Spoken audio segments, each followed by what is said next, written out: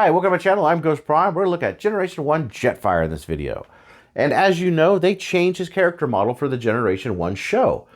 But you know why they did that? They did that because of a rights issue. So originally these started out as a VF1S Valkyrie on them in the Macross line. And that was done by Takatoku Toys. Takatoku Toys held the rights, and Hasbro went to them as they do with other companies, like for Omega Supreme with Toy Box, and they licensed to be able to use it. There are a few changes between these, which I'll go over. But at the time, Takatoku Toys wasn't doing so well. And in the interim, Mashiro is produced the Valkyries for them before Bandai took them over. And Bandai was a rival of Takara. So Jetfire was never released in Japan, not as this guy. He was the VF1S with Roy Folker, I believe, which I'll show in this video. I'll compare them. But he kind of left us in a weird place. So he was shown one time in animation in this character model, and that was for the commercial. Tired of losing battle after battle in the sky, the Autobots create the ultimate robot jet, Jetfire. Transformers, more than meets the eye.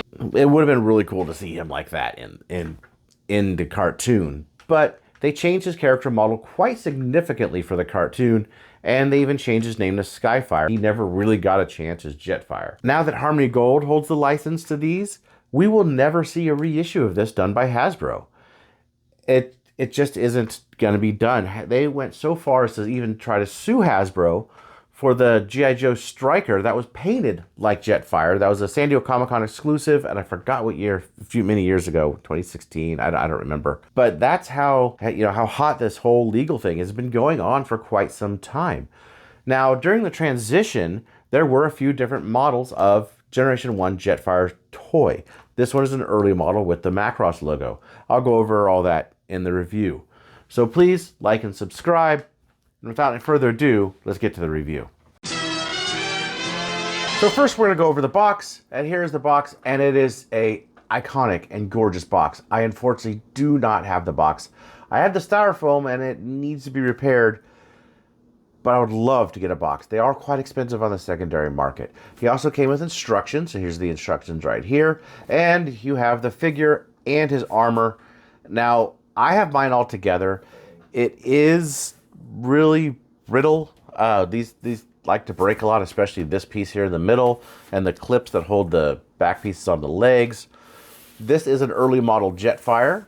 You could tell by the Macross logo on the wing. Now, this one is a painted version. There is a stickered version that I think came a little later, and they were made by a different company. They were made by Bandai. They were made by Mashiro. It's in there. I'll show that.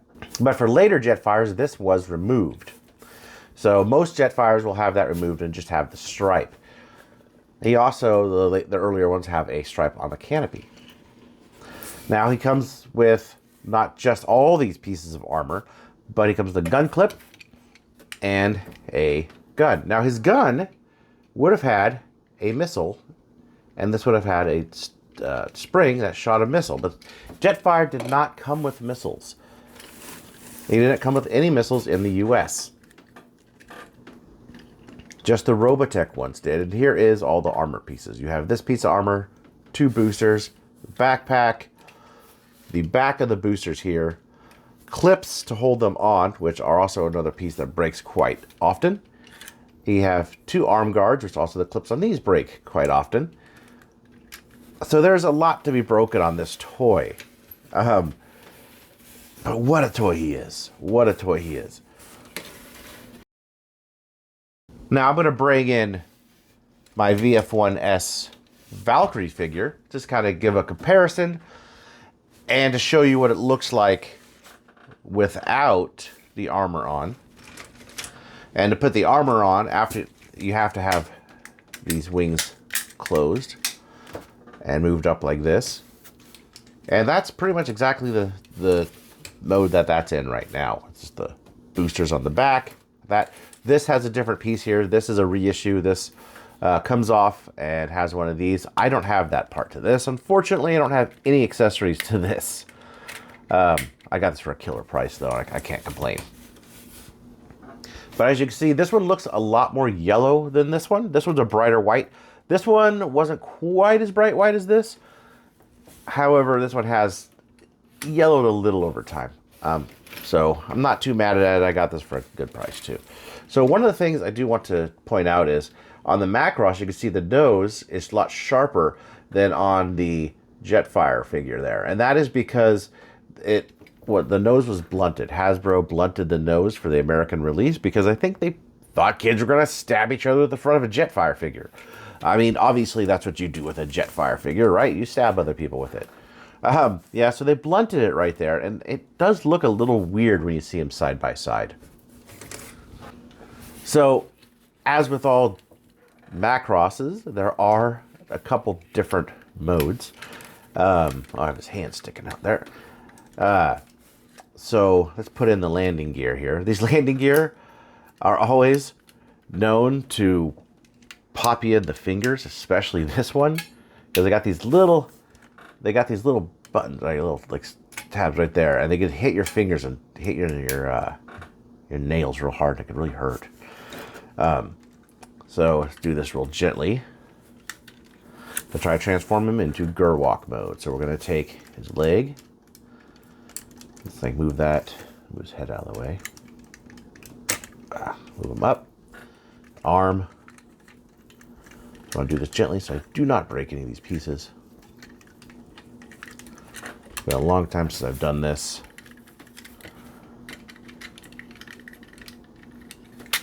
Move that out. Move the other leg too.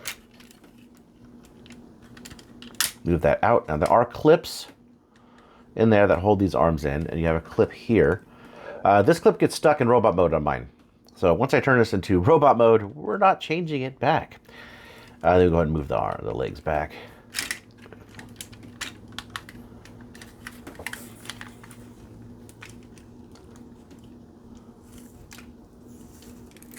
Move. There we go. Those like that. Turn it around. Move the arm. Get that little flush there. There we go. Arm come around. Take a twist. My joints are rather tight. This right here, the shoulder joint, is a known breakage point on Jetfires. So that's why I hold the shoulder if I move the bicep. Do that like that. Now I always love Gerwalk mode. And here's the Macross version VF1S.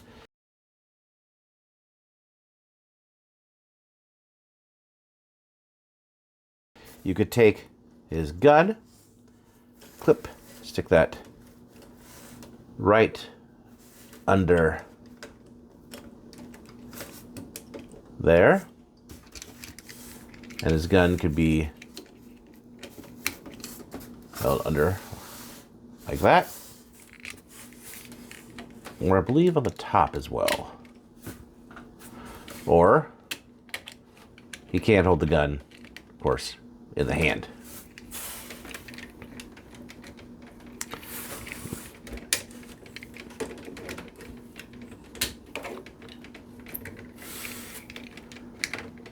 Which is the preferred way to do it.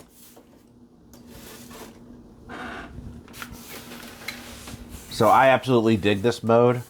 Official or not, I dig it. Like, I've loved this since I was a kid. I think this is the coolest thing. It's just a half a plane with legs, and for some reason, it does it. It just does it for me. It's really, really awesome.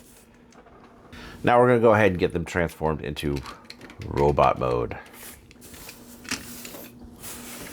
So, it's something it's always a little nerve-wracking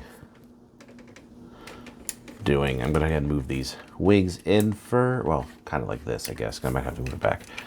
So the legs, turn upside down the legs, we're going to have to pull there, and they lock into place. There's a little, you can see a little divot right there. There's a divot right there. You can see it right there, there's a little divot. And these come out, lock into place, straighten them out. And that opens up this, which you could see see if I can get that in the light, the copyright there. So it's not made by Bandai, as the later ones are. One of the issues here is these do have a tendency to pop out. Just go put that like that. So then we're going to take,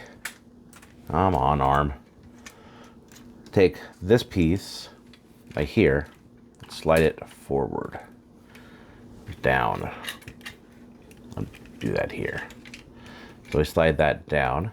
All right, so what we're gonna wanna do is put this piece, see this piece on the other side, that helps the leg go through. This is on a hinge, and this hinge is another point of breakage. It likes to break a lot on these toys. So be very careful on your Jetfire if you're transforming it. And move his head up. Make sure that stays down. And keep these out of the way. All the way around. And this piece right here goes into that tab. You got to kind of finagle the arms. The arms they're not like super tight. They just kind of flop around. There we go. And put that in there. Wings. Oh, okay, hang on. First, move this back. Move this back down. There we go. Move this back up. Wings come down. There is the little piece of plastic right there, which is nice, that holds these up. Put it like this. Head turns around. Antennas come up. My fists are actually already pulled out. They're a little loose because I don't click them in place because I have a hard time getting them in and out. There he is in robot mode. Let's get his gun in his hand.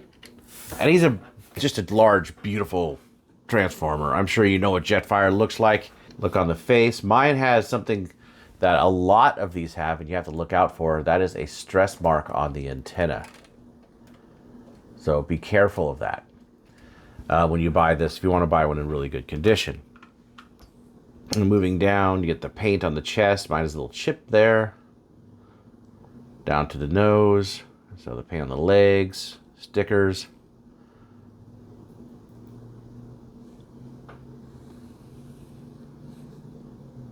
And of course, this has some use of die cast, which there's die cast in these here, the side of the legs. These inside of the legs are die cast. And you can tell when they become yellow, really, really discolored. Mine's a little discolored, not too bad. That's paint, that's white plastic. So they do match, but it's one thing you gotta look out for. These are very, very prone to yellowing.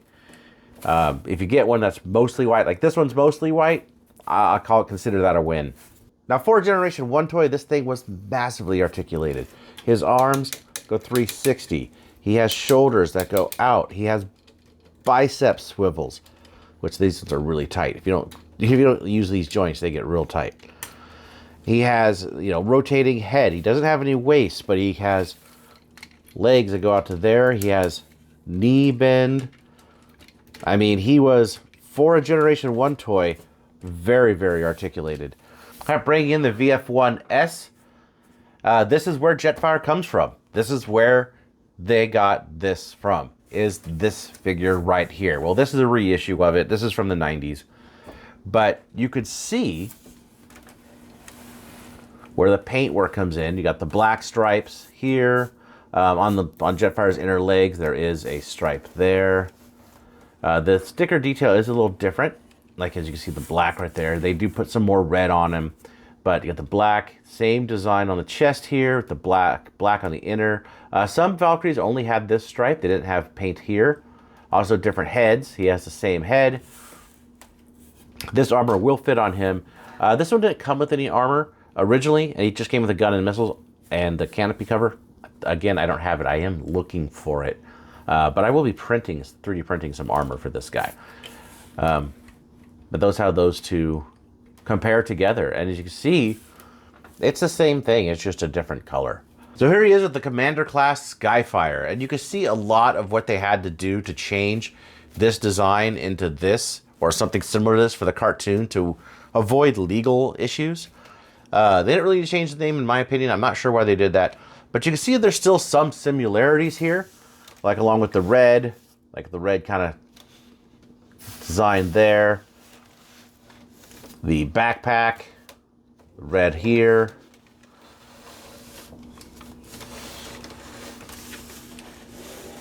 I mean, it's still a legal issue today.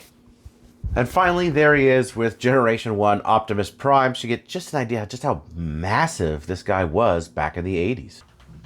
So if you want a Generation 1 Jetfire, be prepared to pay a high price on the secondary market.